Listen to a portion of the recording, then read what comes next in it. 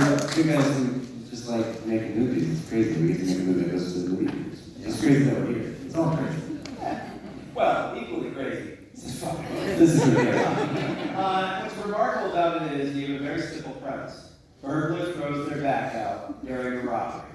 And, you know, that, for some people, they think, yeah, that's probably short, but to drag it all out into a feature. But really, it's commendable just how far you are able to take this premise. And just talk about the kind of the launching point, like whose idea was it? And just the writing process, kind of keeping this momentum going. Okay, she's thrown her back out, and the sister's trying to get her out. Now, the guy comes back. Okay, now, keep it in. I mean, we've both thrown out our backs. Who here has thrown out the back before? Yeah, this movie's pretty.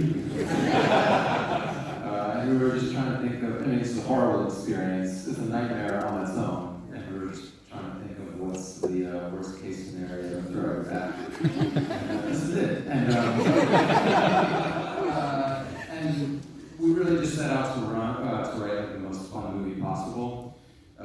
So at every time we hit like a fork in the road, we had to make a decision where the story was going to take us. We just did kind of the opposite of what our instincts told us, and just try to make it as wacky as possible, but also, you know, try to keep it all concise and cohesive, and it's not just making strange decisions for the shock value of it, figuring out a way to make it all tie into the story of these two sisters overcoming whatever they, you know, the whole thing. They don't really overcome the accident. Yeah. They try the hardest. We also wrote it to like we were both writers separately and had things going on separately that were taking a long time to kind of get off the ground. And so we wrote it to make it. It's like 4 people, 1 house.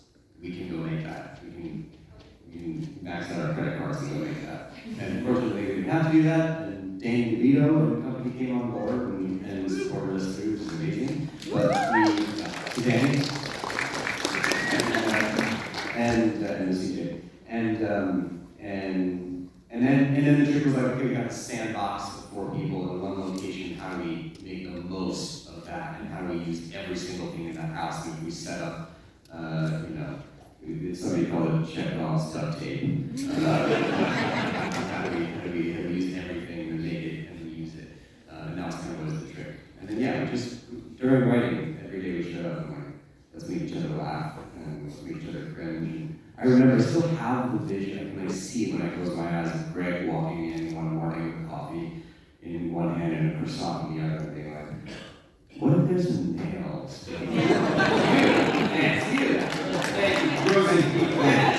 Woo!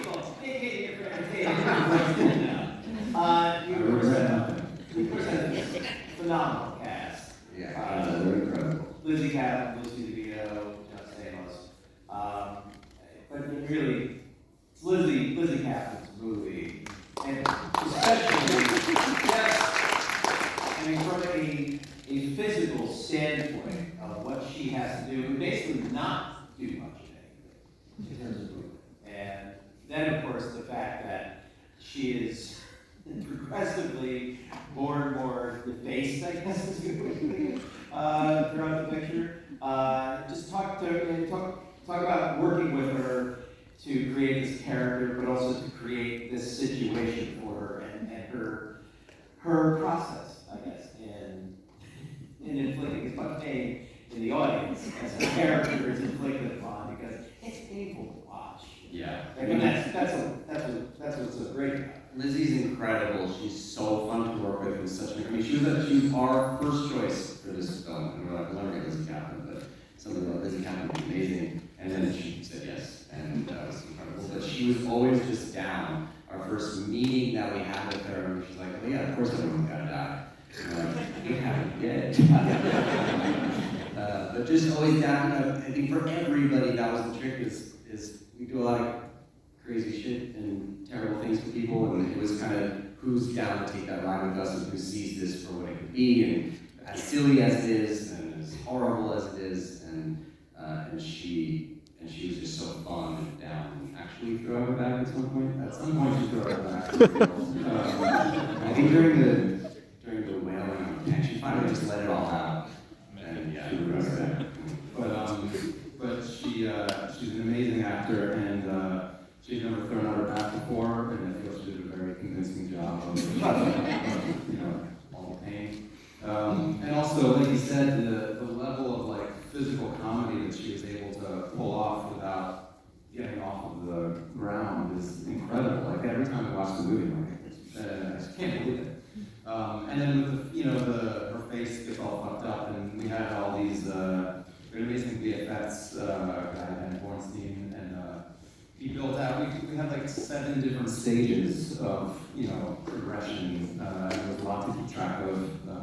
It was very clinical. It was like, okay, we need stages for this. We need to know how to shoot it completely in order. So we need to know on this day we're shooting this scene and that. Where does that fall in line? So there's kind of 7 looks that we had. And we were able to look at the board and be like, this is stage 4 today. And that's what that looks like. And we did a lot of testing to figure out what that progression was and where it would make sense to make it jump from a little bit of a black eye to more broken nose. Yeah, and the wardrobe too. It was like, the whole thing seems pretty simple because it's all one house, one night, and kind of in real time, but it was just a lot of stuff to keep track of. They only had one outfit on, and like figuring out how much blood and ink and all that stuff. It's like, it's the whole thing. They're a great team that helped us out with stuff. Yeah. And the pairing with Lucy DeVito, the two of them, so back and forth, back and forth. In particular, the two, you notice a lot, I mean, as you can see, a lot of dialogue is whispered. And so to have banter, that's not an easy thing to pull off. I know Lucy DeVito was all partially some of it came together because I knew Lucy DeVito from the theater world, and we were really big on rehearsal, and so we spent not a lot of time. We never get a lot of time on the film, but we spent as much time as we could with the two of them sitting in a room and just kind of walking through it and talking about it. And there's this moment me and kind of gauging how to develop the ride together. And they were really instrumental in that. They're such smart actors, and so their contributions always meant a lot. We kind of helped shape things. They helped shape a lot. And after that, Stamos. Yeah. Stamos. And really, you don't see, this is not the Stamos of Full House. Not exactly. He was down. He was just also so down. He was also kind of the first choice of like the idea of somebody like John Stamos and also another John Stamos, and then we got it to him and we were gonna have like this breakfast meeting with him and we prepared like nonstop pitch him, watching him, like, why it's the right role for him and why he's perfect for this moment in his career and the whole thing. And we sat down and he was like, okay, so this is why I'm writing for this movie. Great. I mean, he was really great, and he had been looking for a role like this for a while. And just like the rest of the cast, he was just up for getting weird. That's all you could ask him. Yeah, we were weirdos. Yeah. And there's another central character in the film. That's the house. Yeah. Was this a set? Was this an actual house? It was an actual house. And when we were writing it, we've all seen like a single location movie, and at times it can feel claustrophobic, which is okay, but we didn't want it to feel that way. And so we worked really hard to make each kind of like level and room of the house feel like a different world, just to make it feel bigger, and like lights on, lights off. So the house was very much like a character, and we just wanted to make sure we paid attention to all the little details. There's a lot of life.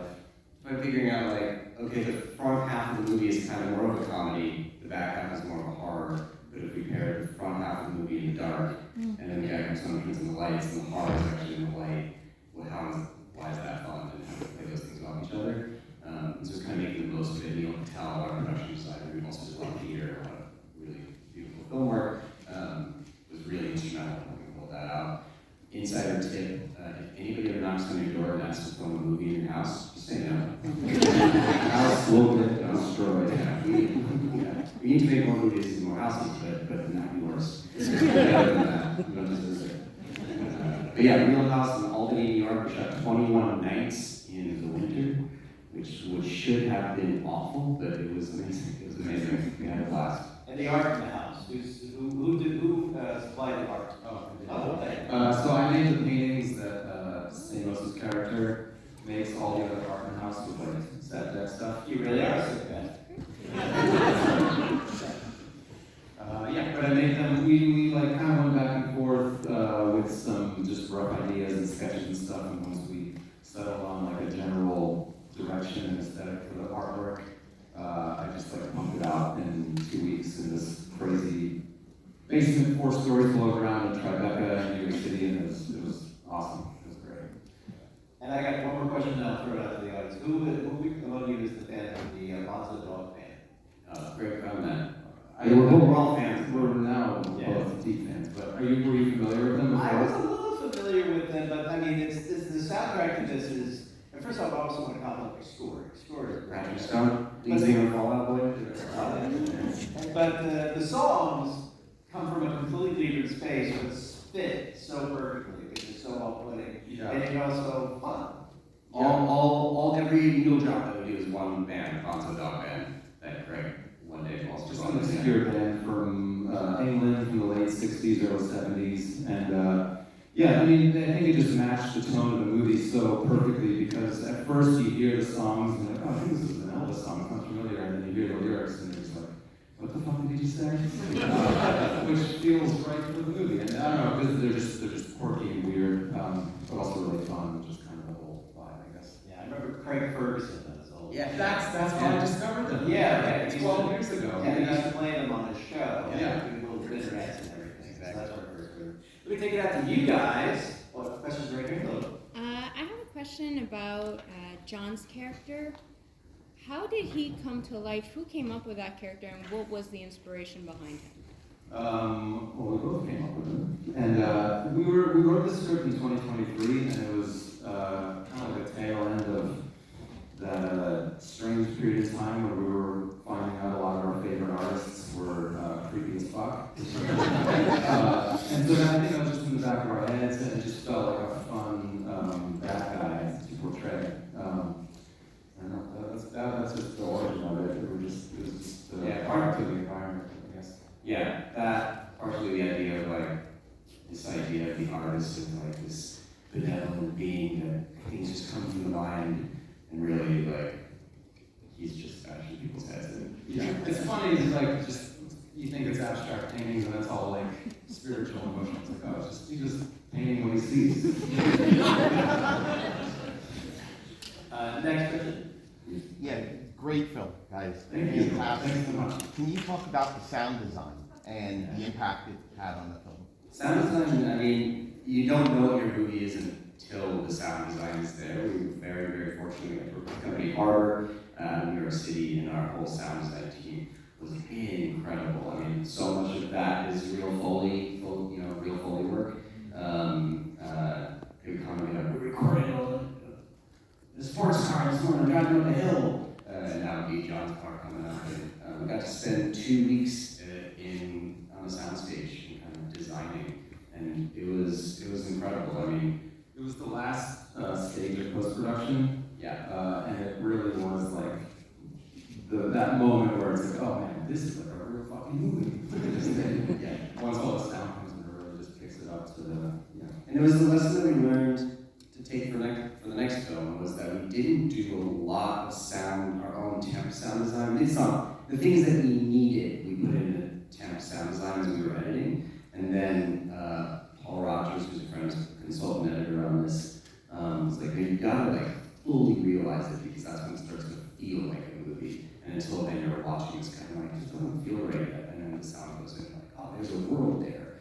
And so next time I think we do a lot more on the front end of designing, just so that as soon as you're sitting in the room, figuring out what the film feels like, you're already kind of dropped into that space. and also just more opportunity to have like funny beats, like the car seat coming up and it's just like a rickety little motor. I don't know. Yeah, there's a lot of character that gets added there. Subliminally. And we also, because we were a lower budget indie film and Harbor is this kind of bigger company, a lot of the folks that we worked with were like assistants that got bumped up, and that was really fun because everybody was just like, yeah, I'm in this position now, let's bring her all. And so we got to work with these young guys that were just, and gals who were just so kind of excited to be there, as were we, and just like writing and figure out how to make this sound fun and crazy. Gentleman right here. Thank you so much. I'll never be able to look at a Picasso painting ever again the same way ever again. You check off pretty much everything, and I was wondering at what point did the vase on the upper floor was going to do something like break, and he was going to go up, and did at one point it was going to go again in the script, or it was just like the tiny bit falling off, and that was pretty much the build up to. And Yeah, no, I think we just had that one little moment where the piece clinks back inside. There's a lot of things that are, I think we allow ourselves to be convenient with some things. You know, nowadays would never get back together. We had a rule, like especially crawling through the bedroom in the beginning. Lucy's taking off her jacket, throwing it in the walkie-talkies, they're being thrown, and the rule's like, it all happens to land in your bag. Let's take it downstairs, and take it out of the house, and then we'll allow ourselves that convenience because it's a movie. And so, yeah. We have time for just one more question. This gentleman here. Yeah, could you elaborate a little bit more about the involvement of the DeVito family?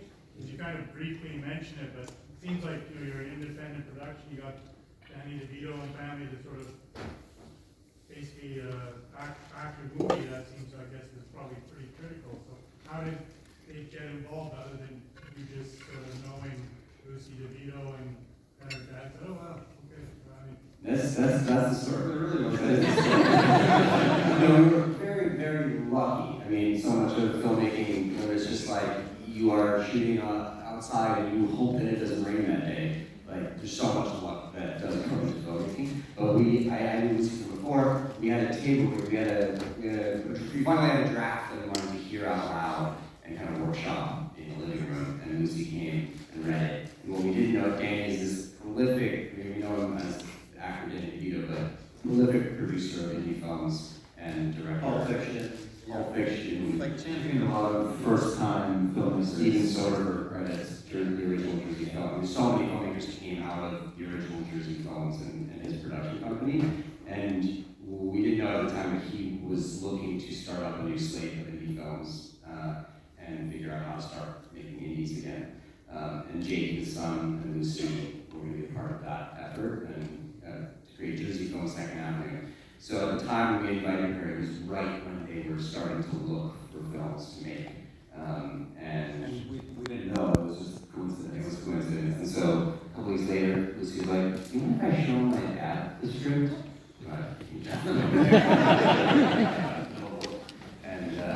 And then they said, we'd love to make this with you. And then there was a journey of, like every other film, of looking for your cast, looking for your funding, looking for your funding, looking for your cast, and things pairing up. But with Danny's help, and he was, and we just can't speak highly enough of him. He wasn't just a name. He showed up all the time. There was so many production meetings, every day of sound mix, every day of coloring, which is like a long day sitting on a couch staring at the screen that kind of looks the same all day long. There, 9 a.m. every day. 9 a.m. every day, showed up and always had something to say. And there were great creative discussions of him trying to push it one way and us defending things and then finding the middle ground. And there are edits in here that are totally his contribution and really like a true producer. But the greatest thing was he would always throw out a lot of ideas and have lots of thoughts, but at the end of the day, he's like, it's your movie, do whatever you guys want, which is like, I don't know, I think that's pretty rare. Yeah, his wisdom that he gave to us, and this is never helpful, especially in the edit and in writing in the beginning. He was like, try everything. We're here, you're staring at the screen, you're editing, there's somebody's gonna throw out an idea, you're like, no, that's not gonna work. Just try it, because you never know. It's like, I never look back on films and think, fuck, I should have tried blank, because I did. And that really opened up the creative process. It was frustrating at first, we were like, oh, time for this. But to do, and kind of sifting through, let's look at every single take again, opened up a lot. And so he was just always kind of a champion of like, try shit. It's this little crazy film, just try everything. Because you never know what's gonna come up. And something always came up from it, you know? Yeah, but overall, I mean, we're really proud of the script, but on some level, we definitely really lucked out with having Danny and Jake and Lucy Thank you guys both for coming up here. Thank you so much.